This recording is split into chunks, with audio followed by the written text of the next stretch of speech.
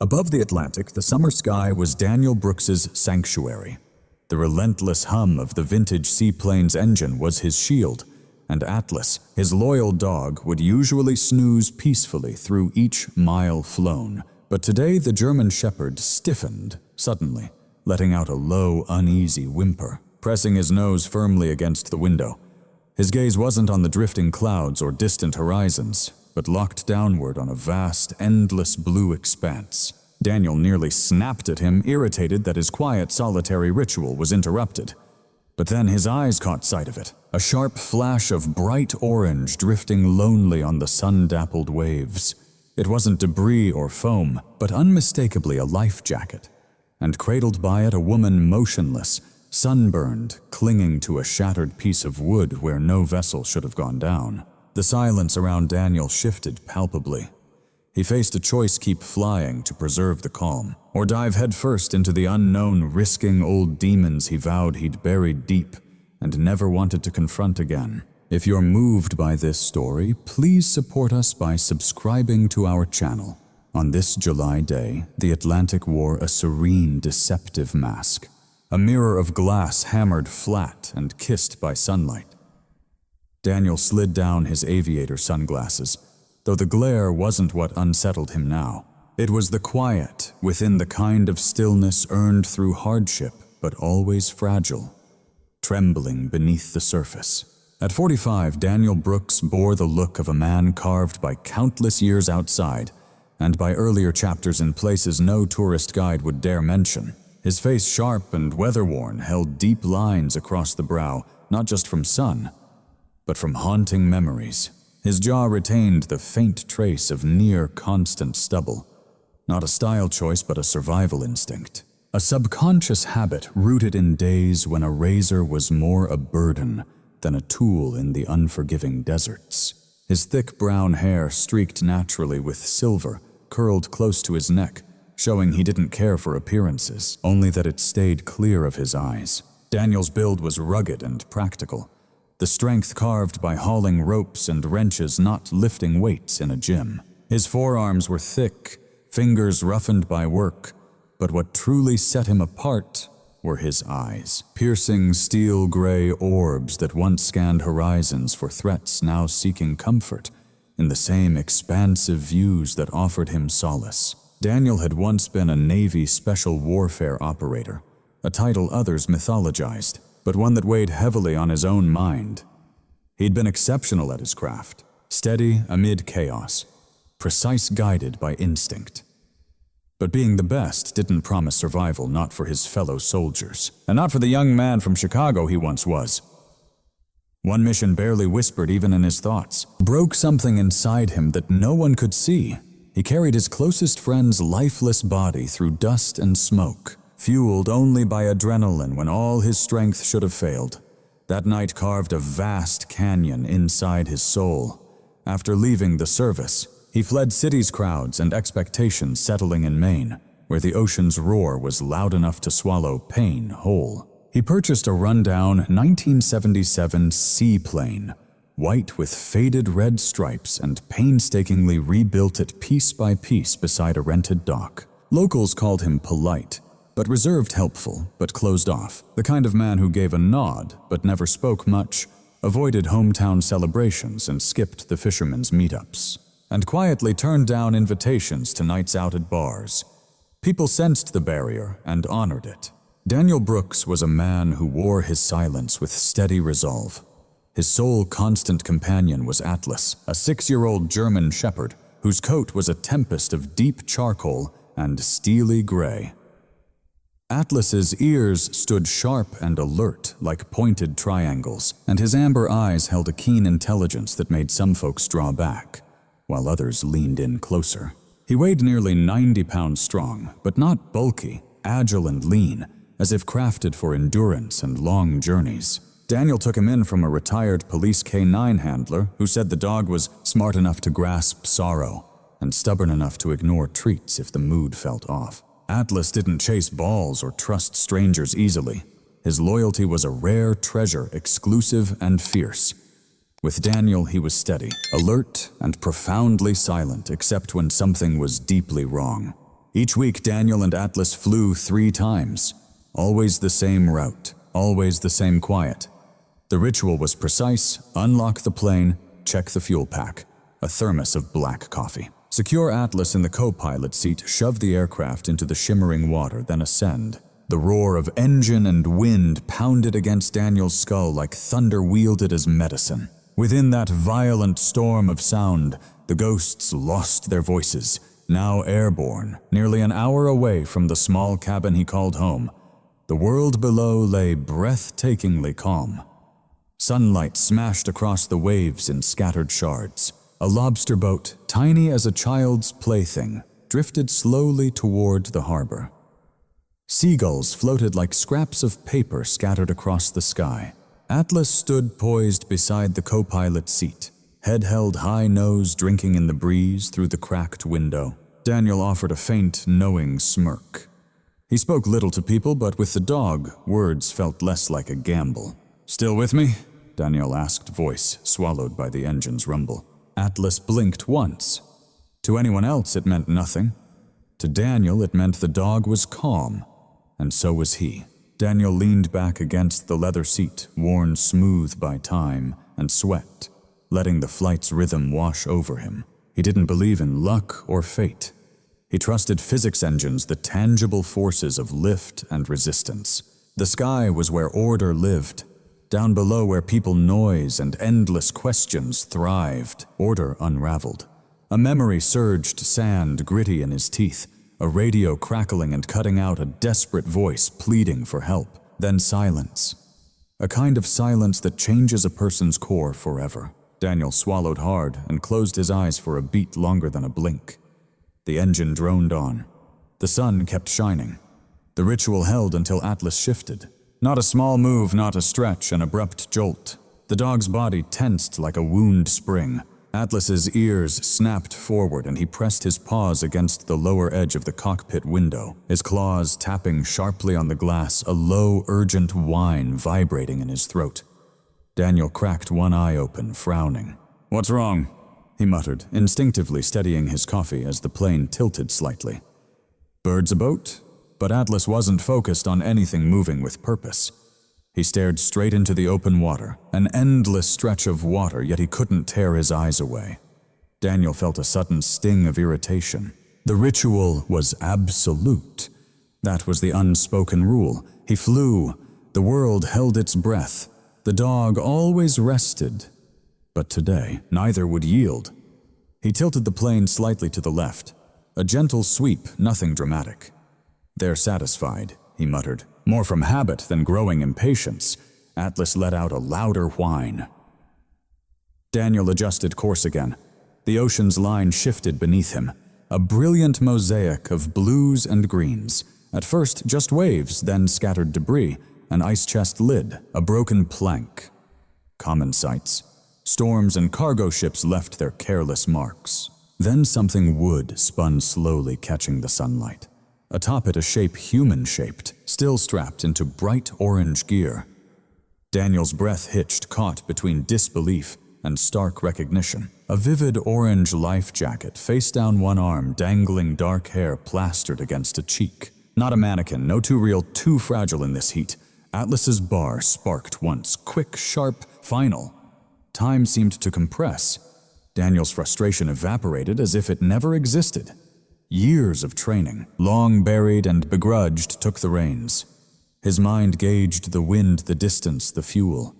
His heart reckoned something else entirely, the unbearable weight of turning away from a life. He banked lower, the engine's pitch shifting, pushing him deeper into the summer sky. Through the streaked glass, he saw her clearer. A woman mid-30s, maybe, hair dark as wet rope, skin sunburned and scratched. The life jacket faded, but holding firm. The plank she clung to was shattered remnants of a boat, splintered cruelly, edges charred as if scorched. Daniel's throat tightened. Atlas locked his gaze with him. He had abandoned the world once, but the world never abandoned him. He stared at the ocean and that fragile orange speck against the vast indifference. His mind whispered, "You owe nothing." His bones answered, "You owe the same mercy someone once gave you." Daniel Brooks exhaled, slow and deep, not loud, but somehow louder than the engine's hum. He pushed the seaplane's nose down, no longer gentle, but deliberate. Atlas planted his paws, eyes fixed on the figure adrift on the wreckage of a once-named vessel beneath the Atlantic's deceptively calm surface. The sacred ritual shattered, and long dormant ghosts stirred. Daniel gripped the yoke tighter as the seaplane descended. Wind tearing across the wings caught in unpredictable summer cross-currents. The Atlantic seemed calm from afar. Up close it was wild breathing sliding beneath the shadow of the plane. Atlas remained braced against the window, rigid in posture, tail lowered, ears forward. A practiced stillness Daniel knew well, not fear but razor-sharp focus. The dog's instincts had never steered him wrong, not when Daniel first brought him home, and the dog refused to enter until each corner was thoroughly checked. Not the night a black bear wandered too close to their cabin, and Atlas silently blocked the door without a word. Daniel trusted that stillness more than most humans. Now fully visible through the cockpit window was the woman on the broken plank. Her bright orange life vest bobbed awkwardly on the choppy water. Her arms hung loose, one drifting in the ocean. Her fingers looked ghostly pale in the pale light. Dark hair clung to her cheek, hiding half her face. Even unconscious, she seemed stiff, as if her body had battled the water for so long it forgot how to let go. Daniel had witnessed this kind of weariness before, a survival that demanded more than one could realize. He banked the plane, circled around, and chose a clear stretch of ocean free from debris. No sudden whitecaps. Atlas whined once, not in impatience but with firm insistence. "Yeah, I see her," Daniel whispered, though his voice was drowned out by the constant hum of the engine. The plane answered him with familiar grumbles from its aging engine. Daniel adjusted the throttle and flaps, feeling the old bird's steady vibrations beneath his hands, almost like a beating heart. The float struck the water with a harsh double thud before rocking gently in a soothing rhythm. Salt water sprayed against the windows. The cabin trembled. Atlas braced himself, steady as ever. Daniel breathed in the sea air streaming through the cracked window, salty warm, and tinged with a metallic hint he couldn't quite place. He swiftly unbuckled himself, gauged the wind, and looked back at Atlas. "Wait here until I call you." The dog froze, eyes flickering between Daniel and the strange, still figure floating nearby. Daniel opened the cabin door and stepped onto the float, his boots gripping the slick metal. The waves rose and fell beneath him like a living lung. The woman was about 20 yards off. Without a moment's hesitation, Daniel plunged into the water. The chill hit him sharp, sun-warmed on the surface but cold and deep beneath. As he swam closer, he caught every detail of her battered life jacket. Scratched patches, torn nylon, and frayed straps told a story of rough survival, as if dragged across jagged rocks. The wooden plank she floated on was pale, broken with scorch marks, burning one side charred, not aged. That was the source of the metallic scent. Her features sharpened as he reached her. Sunburned skin, angry red across nose and cheeks, contrasted with pale, cracked lips. Thick brows gave her a serious, determined look, even in unconsciousness. Her hair was dark black, with brown highlights heavy with seawater strands twisted around her neck like ropes. She looked to be in her mid-30s, athletic lean arms showing muscle memory earned through function, not vanity. The badge clipped to her torn vest strap confirmed everything. M. Carter, United States Coast Guard. A Coast Guard officer alone and adrift in peaceful waters. Not a tourist, not some random sailor. Daniel slid an arm beneath her shoulders, her head sagging sideways, revealing a bruise blooming on her right temple. No fresh blood, but swelling that turned purple against her sun-scorched skin. She had fought something fierce and lost. Daniel kicked harder, pulling her closer to the plane. Atlas paced tensely along the float, eyes locked on Daniel like a lifeline. The dog's ears folded back, not from fear, but deep concentration. He was absorbing the woman's scent, the salt of sea spray, sweat, and the faint, oily smell of burnt wood. Daniel hoisted her onto the float with care. She was light, not fragile, but utterly drained. He carefully carried her through the cabin door and settled her into the seat across from Atlas. The dog sniffed once, softly, his muzzle grazing her sleeve before he settled with alert calm. Dogs like Atlas don't treat strangers gently. His self-control spoke volumes. Daniel slipped inside, soaked to the bone and gasping for air, then firmly shut the door behind him. The ocean's waves crashed persistently against the floats rocking the plane, as if demanding an explanation. He leaned in close, checking the woman's breathing, shallow yet steady. Her body trembled from shock and the cold exposure. Her lips quivered faintly. She whispered one word, voice dry and cracked like shattered shells. "Report." Her eyes fluttered open, a swirling mix of blue and green, glassy and unfocused. She struggled again. "Report back." "You're safe," Daniel assured her, though uncertainty gnawed at him. "You're on a plane." "Name?" She blinked, slowly wrestling with consciousness. "Megan Carter." Her voice bore authority even amid the tremor. A woman used to giving commands, trained to stay calm under pressure. "How long?" Daniel asked. Her brow furrowed sharply. She swallowed with effort. "The previous night lost. Ship collision. No accident." Her breaths hitched. "They boarded us fast and armed." Daniel felt a chill of grim understanding settle. Armed boarding. A burning plank. A lone survivor. More lingered unspoken as her strength waned. Eyelids drooping as she slipped back into merciful unconsciousness. Daniel eased her into the seat, fastening the belt securely across her chest. At her feet, Atlas lay calmly, chin resting on the cold metal floor, watching every twitch. Daniel checked fuel and wind again. If the attackers were still nearby, those who'd stormed her vessel drifting here was reckless. But taking off with her injury was a grave risk. Calling for rescue, the radio hissed weakly. Their position too far from signal, Daniel used to face simple choices, mission or survival. Now it was a balancing act, his instincts clashing with his fears. Fear urged him to leave immediately, but the memory of carrying his friend's body held him back. He roared the engine to life. The plane shook violently before settling into a steady hum. Atlas perked up, ears alert but calm, ready not panicked. The dog's gaze fixed unwaveringly on the horizon. Daniel taxied across the shallow water building speed, bracing for takeoff. Then he froze. A sudden glint beneath the surface. Not driftwood, not a fish metal. The shape was unmistakable.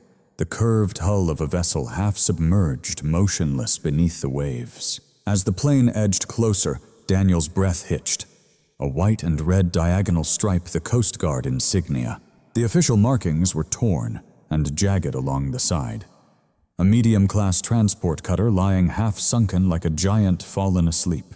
Megan's ship. It hadn't been underwater long. The water nearby shimmered with the slick rainbow sheen of fuel, fresh enough to linger on the surface. He scanned the deck. No bodies, no life rafts, no signs of struggle, no weather damage, but scorch marks the same as on the plank. Atlas glanced from Daniel to the wreck and back, as if demanding he see the truth.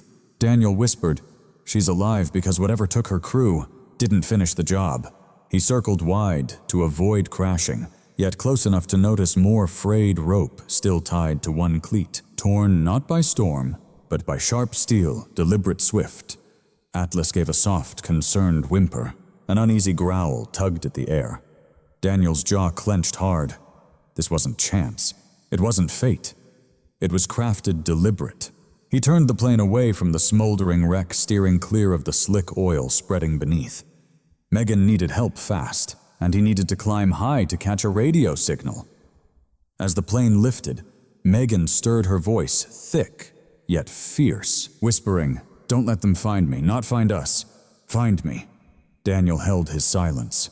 Raising the plane higher, he set a course for home. Megan's words sliced through the cabin louder than the engine's drone. Atlas nudged her boot gently, as if to comfort or warn. The seaplane climbed, leaving a trail of salt and silence behind, a fiery wreck, and haunting questions burning below. Questions demanding answers once they touched solid ground.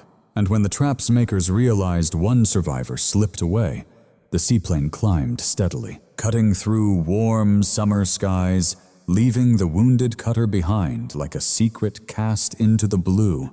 Inside the cabin, the engine's roar returned, but it no longer felt like Daniel's protective shield. The noise, once a refuge, now sharpened every memory, pricking at his defenses one by one. Megan lay strapped tightly into the co-pilot seat after Daniel settled Atlas on the floor near her, ready in case she woke confused. Her skin bore the scars of hours, maybe a full day adrift beneath the sun. Peeling shoulders, cracked lips, the burnt bridge of her nose streaked with salt. Yet beneath it all, Daniel saw resilience. She was lean and fierce, made to endure, never to break. Even unconscious, her forehead tilted down with stubborn resolve, as if refusing to surrender to slumber. Atlas rested nearby, chin on his paws. Every few seconds, his amber eyes flicked to the horizon through the window, muscles coiled tight, like a silent bow ready to spring. Daniel tried the radio again. Static swallowed his hope whole. He switched channels, shifted antenna, toggled emergency frequencies. Still static. He leaned back, exhaling a breath stripped of humor. Maine's rugged coastline was infamous for dead zones, granite cliffs, isolated islands, ancient communication blind spots discovered too late. But he didn't believe in accidents. Not with Megan Carter washing ashore from a burning Coast Guard vessel, not with the frayed rope still clinging to the cleat, not with her first words waking him, warning not to let them find her. He reached for his thermos and sipped bitter coffee tasting like memory. Then checked Megan's pulse, steady but uneven. Dehydration and trauma tugged cruelly at her system. She stirred. Her eyelids fluttered like fragile signals. When she finally blinked awake, she gasped sharply. Disoriented voice rough. "Where? Are we in the air?" "My plane." Daniel held his tone calm but firm. Panic devoured air. Panic made people flail. "You're safe?" Her instincts told her not to fully trust him. Her eyes scanned the cabin control panel, scratched windows, Atlas's steady presence, then finally Daniel. Broad shoulders, hair whipped by wind and damp with sweat, jaw stubbled with dust. Something in his precise movements, the tight lines around his eyes, told her everything she needed to know without a word. Military, true military, not the showy kind you see parading around or boasting with trinkets, the kind that learned the power of silence before they ever obeyed a command. She swallowed hard, her throat raw and tight. "Daniel, right." He gave a single nod. "You're Megan Carter, Officer Coast Guard." She breathed out with a shaky sigh.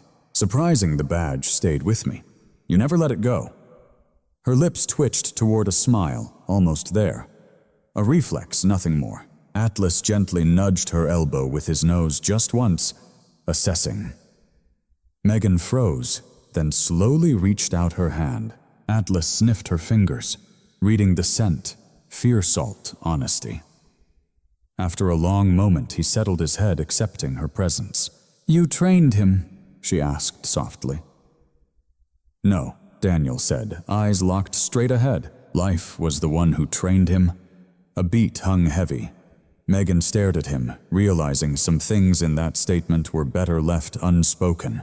The radio suddenly crackled, not a message, just static noise. But Megan snapped upright on instinct, wincing as a sharp pain bit into her ribs. "They boarded us," she said bluntly, no softening the truth. Her voice trembled, but she held steady through it. 2 small boats, no flags, no numbers, came barreling in, crashing hard into us. Daniel stayed silent. He'd learned the best truths came when silence gave room to breathe. "They spread out like wildfire," she went on. 5 men. One looked born from the sea itself, older, white-haired, with a chunk of his ear missing, beard bleached by sun like frayed rope. She winced at the memory. The others were younger, rough around the edges but armed. "Uniforms insignia?" Daniel asked. No ragged mix of gear, likely scavenged from who knows where. but they knew exactly what they were after. "And what was that?" Megan hesitated, torn between truth and the fallout it might bring. She stared at her scraped hands. "Cargo. Something drifting near the shipping lanes. We intercepted it." What kind of cargo? Her gaze sharpened, narrowing. In that look, Daniel recognized the iron muscle memory of suspicion guarding secrets even while wounded. "Sensitive," she said plainly. "Valuable enough that they'd kill anyone for it." Daniel's jaw clenched tight, but he didn't press her further. "We tried to hold them off," she whispered. "Our radio was smashed within the first 30 seconds. They crippled the engines, bound my team. I think they took someone alive, dragged him onto their boat. I remember shouting, then she shut her eyes. Flames flickered behind her lids. Something exploded or caught fire. I ended up in the water. After that, all I felt was heat and smoke." Daniel's mind painted a new picture, not random violence, but extraction cleanup, tying up loose ends. He leveled the plane, adjusting for shifting winds, catching movement through the rear window. Something small and fast sliced through the waves far below, trailing white foam. A boat, hard to say. He blinked, glanced again, but turbulence blurred his view, and the speck vanished into the churning sea. Atlas, though, had already risen without any signal from Daniel. The dog turned sharply toward the windows, stance locked and alert. No growl, just that primal way animals listen, sensing predators long before the human mind can comprehend danger. Daniel swallowed hard. A chilling cold unwound deep inside his gut. The same haunting feeling he remembered from that fateful night years ago, right before all communication was lost, forever crept over him again. "Are we being followed?" Megan whispered, reading the truth in his eyes, not in his words. Too soon to be sure, no, it was already clear. His instincts would not betray him. Gradually he climbed higher, avoiding any sudden moves to stay undetected, easing the engine to push just a little harder. Megan closed her eyes, exhaling deeply. Not out of fear, but from a bone-deep weariness that weighed heavy on her soul. She murmured softly, "I never thought I'd make it out alive." Daniel offered no comforting words. Comfort was a promise he no longer dared to give. Minutes stretched out endlessly as clouds drifted low, slicing through the sky. Daniel flew along their jagged edges using nature's cover as his shield. Ahead lay a remote emergency airstrip roughly 25 miles inland, a forgotten gravel patch seldom touched by the wheels of casual flyers, isolated, untracked, and safer than the town below if unknown pursuers truly trailed them. He shifted their direction. Megan noticed. "That's not where the harbor lies." "Why?" "Because you told me to stay hidden, not to let them find us." Her breath caught not from fear, but from silent thanks she hadn't yet found words for. Below the shoreline curved like a fresh bruise, rough-jagged, promising both shelter and danger in the same breath. Atlas remained vigilant. Daniel's mind circled back to the questions burning inside him. Why capture the cargo? Why scorch the ship to ashes? Why is there only one survivor clinging to a plank barely afloat, long enough for his dog to see? It spoke of a deliberate plan. Ahead, the emergency strip emerged like a thin brown line slashed through the green field. Daniel descended steadily, lowering the flaps, the engine's growl growing deeper. The wheels struck gravel with a harsh thrum, bouncing once, twice before gripping the ground. Dust swirled around them, and as the plane came to a stop, silence sank in. Not peaceful, not healing, but the kind of silence that calls to forgotten ghosts. Atlas was first out, nose-sniffing the wind. The tall grass brushed against his legs as he surveyed the tree line, his nose trembling with caution. Daniel carefully helped Megan out. Her legs trembled but stood firm. The earth beneath felt strange and unfamiliar after endless waves. Nearby, an old pickup truck sat parked at the far edge, weathered green, battered, its rust-eaten hood scarred by salt and wild time. Daniel tensed. He hadn't expected anyone waiting. He silently signaled Megan to stay behind him. The driver's door creaked open. A man stepped out, thin with sun-speckled skin, weathered by years of relentless wind. His beard was short silver, not messy, but betraying a certain neglect. He wore faded flannel over a worn t-shirt and faded work jeans, his clothes painting a picture of rural life. Yet his eyes, sharp and wary, told the story of a man who reads trouble before it arrives. Calmly, he raised a hand and spoke gravel rough from years spent outdoors in every season. "Name's Henry Doyle. I own this land. Saw your bird descending. Didn't expect any landings today." Henry was tall, yet carried himself ready to disappear into Shadow's shoulders, slightly hunched stance, defensive, but somehow approachable. A long scar curved along his left jaw, old and deep, the mark of a blade, or perhaps heavy machinery, a story he'd maybe rather keep silent about. Daniel remained guarded, but nodded in respect. "We had an emergency." Henry's gaze drifted to Megan. Her wounds, her pale lips, the barely visible badge on her torn vest, and his expression softened, shifting with concern. Not surprise, but recognition in his eyes. "You folks looked like a storm brewing nearly drowned you," Henry said softly. Megan answered, voice harsh but measured. "Trouble sneaked aboard our cutter trying to vanish without a trace." A flicker crossed Henry's face, almost like a shiver. He stepped closer. "You better come inside. If someone's hunting for you, standing out in the open ain't the smartest move." Atlas stayed planted between Daniel and Henry, close enough to defend, restrained enough to hold back. Henry's gaze lingered on the dog, with respect. "And you, buddy," he added. "Looks like you decide who's worth the bite." Atlas didn't flinch. Daniel shared a look with Megan, hers drained by exhaustion, his weighed down with careful thought, then nodded once. They followed Henry. Once Daniel's sanctuary, the sky now felt exposed, as if revealing secrets instead of hiding them. Henry Doyle guided them along a narrow dirt trail cut through tall dune grass, the blades swaying in the Atlantic breeze like a chorus of whispered warnings. His land stretched further than it seemed, edged by scruffy pine groves and rust-eaten fences older than the truck he drove. The small wooden cabin that came into view was stark and weather-beaten. Cedar shingles darkened from endless storms. One window sealed tight with boards, a steel chimney pipe poking out like a raised eyebrow. A faded blue door hung slightly askew, held more by habit than by hinges. Henry moved with wary steps, shoulders drawn in, as if bracing for a blow. He unlocked the door and motioned them inside. "Ain't fancy, but it's dry and off the radar." His voice rasped like gravel, softened by a barely claimed warmth, like a man long unused to company. Inside, the air carried hints of pine resin and old smoke.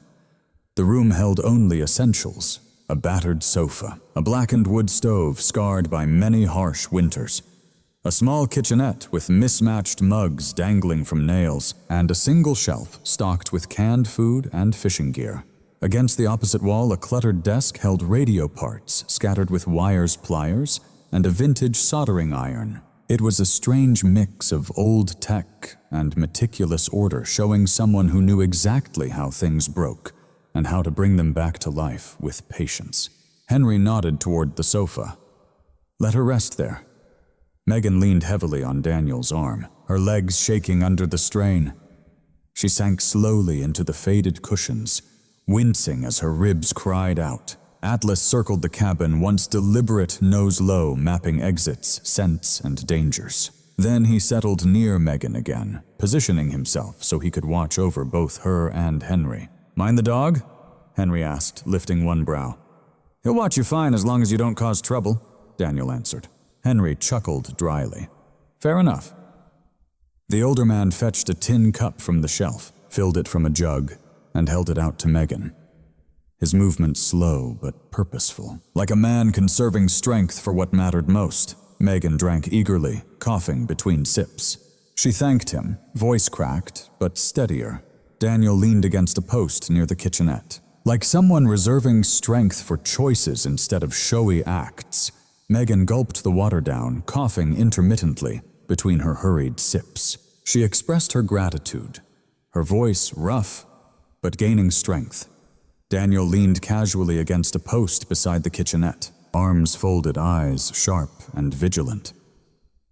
He had learned to distinguish between silence that concealed danger and silence that held stories from the past.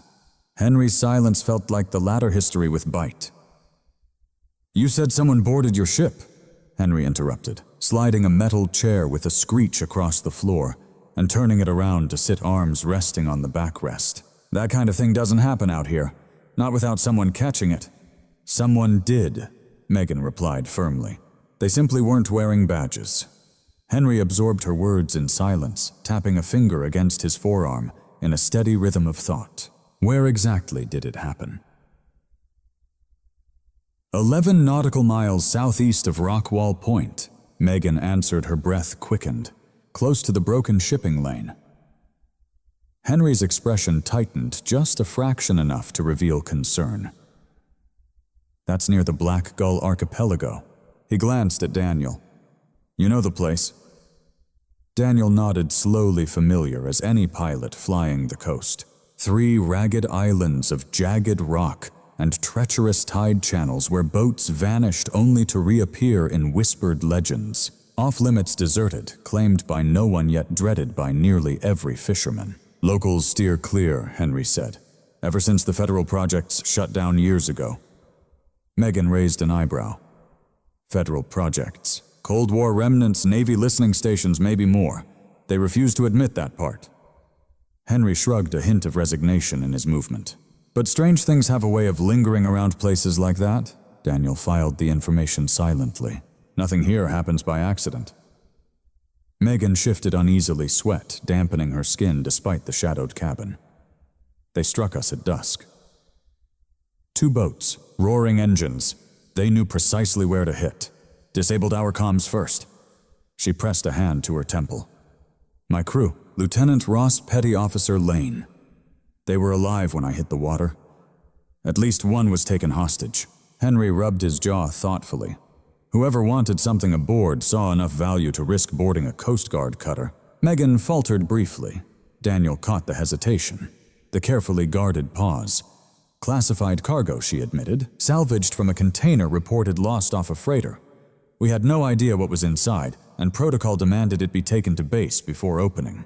Daniel studied her face, the set jaw, the steel-clad control in her voice. She was trained to compartmentalize. He recognized that skill. It lived in him too. "Why do you think they'll come after you?" Daniel asked. Megan met his stare with unnerving steadiness. "Because I saw one of their faces," she said. The man with a scar slicing down his cheek, blonde hair cropped military style. Young but commanding, his eyes unnervingly calm. He wasn't a smuggler. He gave orders like people listened without question. "What kind of orders?" Henry asked. Megan's voice dropped to a near whisper. None of the Coast Guard personnel leave that deck breathing. The heavy silence settled into the wooden walls around them. Henry stood pacing toward the scattered radio parts on the desk. He flipped a switch on a small transceiver. An older model, boxy and military green, scratched but still sturdy. Its short-range ham band might catch a civilian relay. The radio crackled static, buzzing through the room. Henry manipulated the dials with the practiced ease of someone who fixed machines when people couldn't be fixed. He leaned in. Listening, faint voices filtered through the haze. The forecast predicted weather, followed by a heavy silence.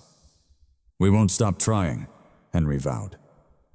Daniel's gaze lingered out the window, watching the dusty road stretching away from the airstrip, a slender lifeline either to escape or to danger. "No vehicles, no dust," Daniel noted. "Not yet," Henry replied. Megan ran a trembling hand through her matted hair, wincing as salt crystals stung her fingers. "I can't fathom why we became the target." Daniel spoke what she left unspoken. "You weren't the target. It was the cargo they wanted. And now I'm the loose thread," she whispered. Henry snorted softly. "Not alone anymore." Daniel looked to Henry, sensing an unspoken truth. Henry struggled before exhaling hard, surrendering to reality. About a month ago, odd boats slipped past the cove under cover of darkness. No running lights, motors muffled. "Something I haven't seen in 2 decades around here." Megan straightened, despite her pain. "Did you report it?" "To whom?" Henry chuckled dryly. "The sheriff's office, 3 people and 0 funds. Coast Guard stretch too far south. and I've lost faith in suits." Daniel's eyes narrowed. Henry's bitterness wasn't defiance. It was hard-earned truth. "You served in the military." Henry's shoulders tensed. "Army Corps Vietnam-era communications engineer." His eyes drifted toward the radio resting on the desk. "I repair radios because I couldn't fix the soldiers who heard the worst through them." Daniel gave a subtle nod. Mutual respect passed between them, not friendship, but understanding. Silence enveloped the room. Suddenly, Atlas rose abruptly, his head snapping toward the window. His stance shifted paw forward, ears pinned back, a low growl vibrating beneath his breath. Daniel approached the window carefully but quickly. At first, only the wind-rippled grass stirred. Then a sharp glimmer, a small metallic flash near the tree line, sunlight catching like reflected glass. Henry's face paled against his weathered skin. "They're here," he muttered. Megan's heartbeat hammered audibly in her neck vein. She tried to rise, but her legs wavered. Daniel steadied her, whispering with steady resolve. "Stay low." Atlas positioned himself protectively between Megan and the door hackles, raised in silent warning. The composed soldier transformed into a fierce guardian. Daniel parted the curtain just enough to peek. The glimmer was gone, but the weight of being watched lingered. The sky no longer felt safe, and the earth below offered little solace. The shimmer disappeared as fast as it appeared, but the tension grew thicker, seeping into the cabin's very walls, as though the wood itself recognized the looming threat humans tried to rationalize away. Daniel stepped back from the window, his mind racing through escape plans, while Atlas remained perfectly still, ears pricked, muscles taut beneath his charcoal and silver fur. The dog breathed slow and steady, a predator's calm, not prey's panic. Henry silenced the radio static with a sharp flick. "Whoever's out there didn't get lost by accident," he murmured. His hand hovered near a hidden desk drawer, its presence subtle, unless you knew where to look.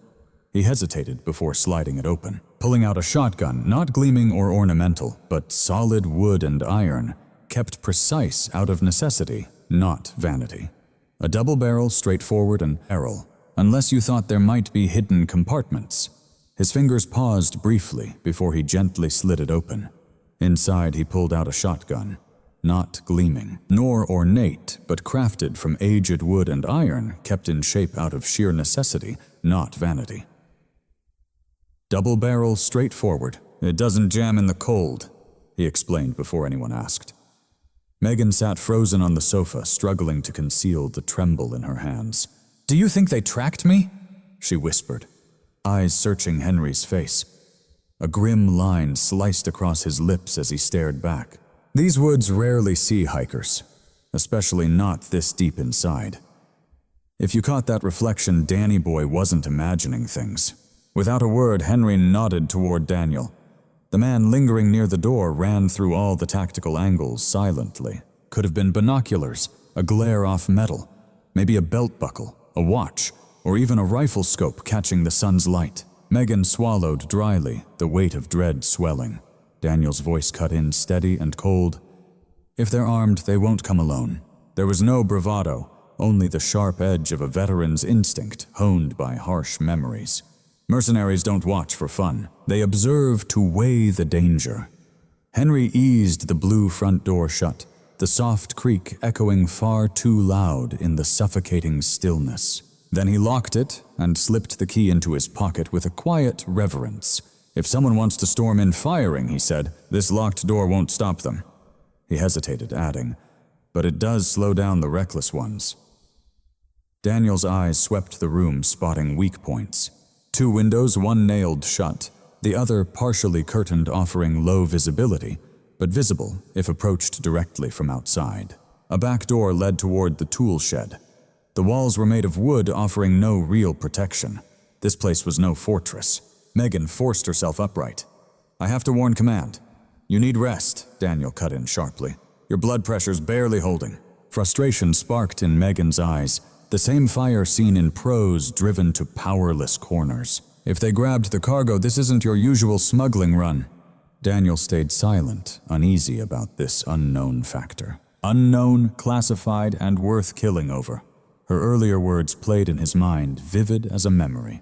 A man with cropped blonde military hair and a scar slicing his cheek. This wasn't a random dockside crook. It was command presence, deadly and silent. Henry stepped away from the window, striking a match with effortless grace to light the stove. The flame burst to life, devouring the tinder with hungry orange tongues. He set a kettle atop it. "You're both gonna need warmth," he said quietly. "Shock messes with the body in ways you don't expect."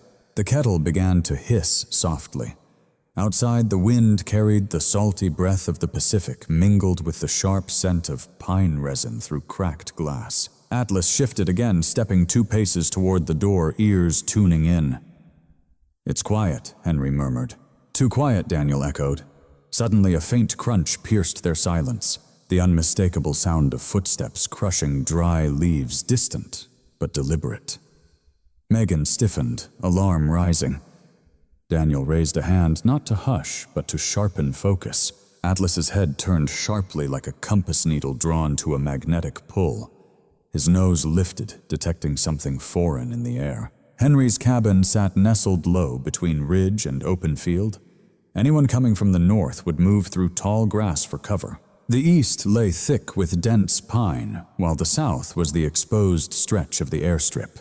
Any watchers would undoubtedly hide along the tree line.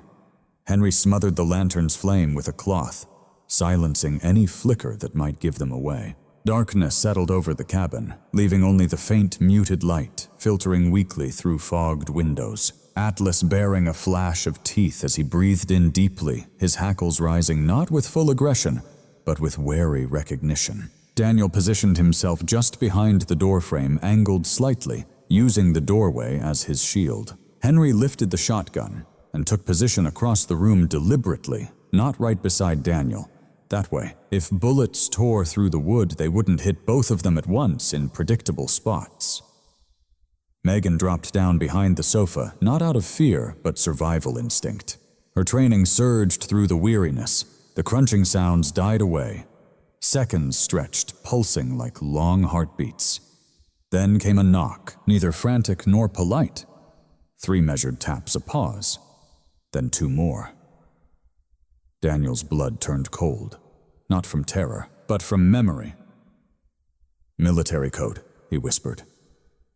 Megan's eyes grew wide. She mouthed softly, "Rescue or trap?" Henry let out a short, sardonic chuckle. "Could be saints, could be killers. Odds aren't in our favor." Daniel edged closer to the door, voice steady. "Identify yourself." Silence hung heavy before a weak but unmistakably human voice responded. "Megaline Carter Megan Pauld." "That's Lane," she whispered. "Petty Officer Marcus Lane." Her breath caught. He's 28 with a rescuer's past. Joined the Coast Guard after his brother drowned in a ferry accident off Rhode Island. Brown crew cut freckled, about 5'9". Good soul, stubborn as hell. Her voice cracked the facts, grounding reality amid their fear. Daniel raised his voice. "Step into the open hands where we can see them." Grass rustled loudly as a figure stumbled into view through the narrow window. He fit Megan's description perfectly: young, lean skin, weathered by sun and wounds. Brown hair cropped short. Freckles scattered across dirt-smudged cheekbones beneath layers of salt. His Coast Guard shirt was shredded, sleeves torn, one elbow bruised. He limped heavily, favoring a swollen left leg, twisted ankle, or injured knee. His eyes, bloodshot but sharp, revealed fear mingled with determination. Henry lowered the gun just enough, but not entirely wary of the threat. Daniel eased the door open, pulling the young man inside quickly, locking it again with the soft click that felt final and deliberate. Atlas circled Lane, sniffing thoroughly before settling beside him. That silent acceptance carried more weight than words trust granted. Lane collapsed against the sofa, clutching the floorboards as if they might float him back to safety. "They're coming," he rasped. "The men from the boats." Megan ignored her pain and knelt beside him. "How did you get away?" Lane's breath was ragged, frayed at the edges. "They kept us alive on their boat. There were 3 of us. Ross, the lieutenant. Don't know where they took him. They spoke about moving the cargo inland, something about a buyer. He swallowed hard, voice breaking. I jumped ship when we hit the wake. Water was better than whatever they had planned. Daniel crouched, eyes sharp and calculating. Could they track you? Lane nodded miserably. They had a drone. Small, silent like a dragonfly, but with eyes. Henry groaned. That kind of tech isn't your average smuggler gear. Lane went on. They'll sweep this area. They'll find the plane. Daniel's mind raced. Seaplane stranded on bare gravel drone reconnaissance overhead. Armed mercenaries tasked with erasing all evidence. They needed better cover than cabin walls. Henry made the call no one else dared to speak. There's a place, he said grudgingly. An old service tunnel from when they built the radio array back in the 1960s. The government buried it after they shut everything down. But they never got it right the first time, Daniel said, eyeing him intently. Can it hide 4 people and a dog? Hide. Henry cracked a bitter smile. This thing was built to withstand even the cowardice of a nuclear strike. It'll hide you from anything but satellite heat scans. Lane shuddered, knowing how swift they were.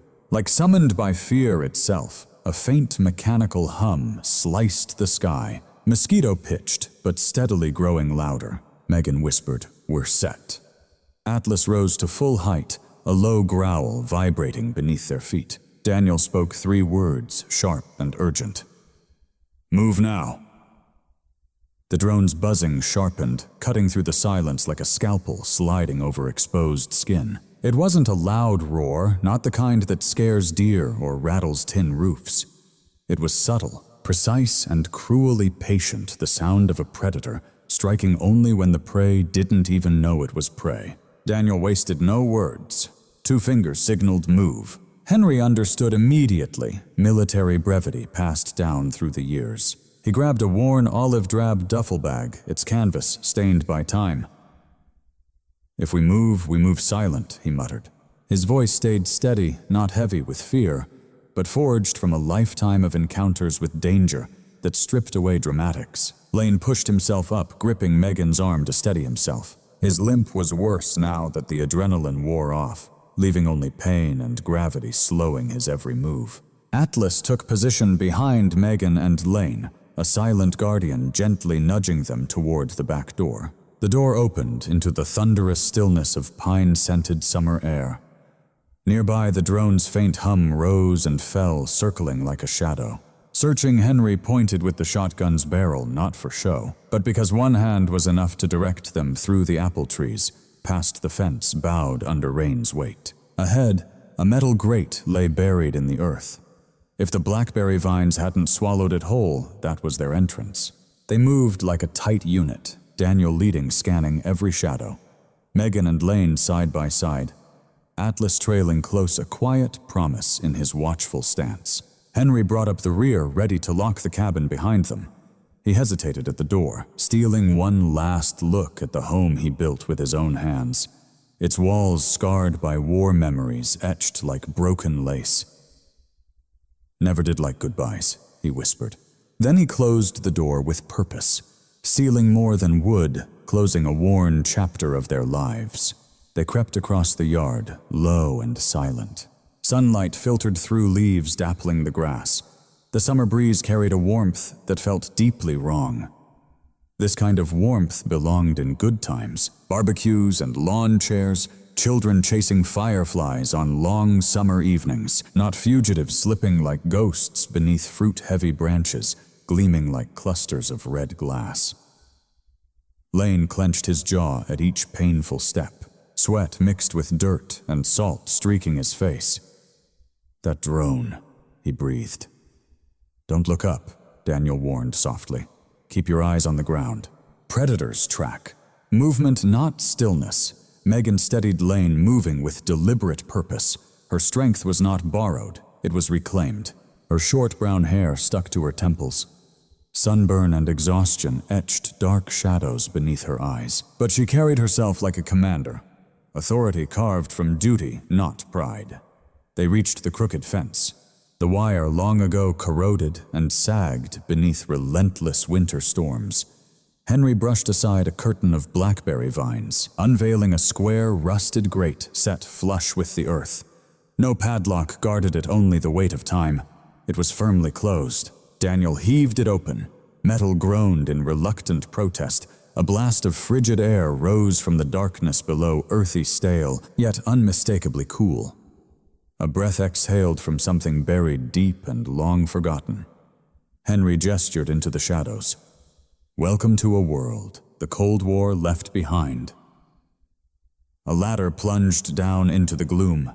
Daniel led the way, his boots softly clinking against the metal rungs. Then Megan followed, then Lane gritting his teeth against the climb. Atlas hesitated at the edge, uncertain. Then Daniel called gently, "Atlas, come down." The dog descended with surprising ease, each paw landing carefully on rung after rung. Henry was last, pulling the heavy grate closed above them. Daylight vanished, swallowed by pitch darkness, and the distant thrum of a drone muffled by layers of soil. Daniel flicked on a compact tactical flashlight, its narrow beam carving a stark white path down a concrete corridor stretching far longer than they had imagined. The tunnel wasn't cramped. It was wide, roomy enough for two men to walk shoulder to shoulder. Exposed reinforcement bars decorated the arched ceiling. Rust mingled with condensation, creating constellations of browns and silvers. The floor dipped subtly downward, ushering them deeper into the bowels of forgotten schemes and outdated paranoia. Henry's voice echoed rough as gravel scraping metal. This was part of the Douglas Ridge Communications Network, an early warning system from Cold War days. They tunneled deep to house fiber optic lines, backup generators, and a tech bunker. When funding dried up in the 1970s, they sealed the main entrances. Contractors didn't even know this access existed. Habits kept some secrets alive. Daniel scanned forward. "Does anyone else know this place?" Henry hesitated, then shrugged. "Maybe two men still breathe down here. Maybe none." Atlas sniffed the heavy air, then padded steadily onward. Alert, not anxious. They moved in near silence, footsteps muffled by dust and forsaken concrete. Lane's breath grew ragged. Megan tightened her hold around his waist to steady him.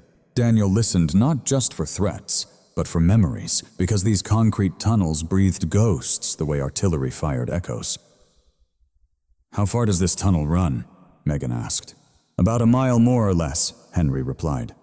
"There are exits near the old lookout tower on the ridge. If your friends are still alive and the smugglers are moving cargo inland, that tower would be the perfect spot for radio relay." Lane rasped, "The cargo isn't drugs." Daniel glanced back. "Then what is it?" Lane swallowed hard. "Confidential evidence, weapons trafficking investigations, high-caliber prototypes, unregistered blueprints. The Coast Guard was backing a federal task force operating off the books. They aren't smugglers. They're on a retrieval mission." Henry spat. "The government stirs the chaos, then hires others to clean up the mess." Megan shook her head firmly. "Not the Coast Guard. We protect civilians.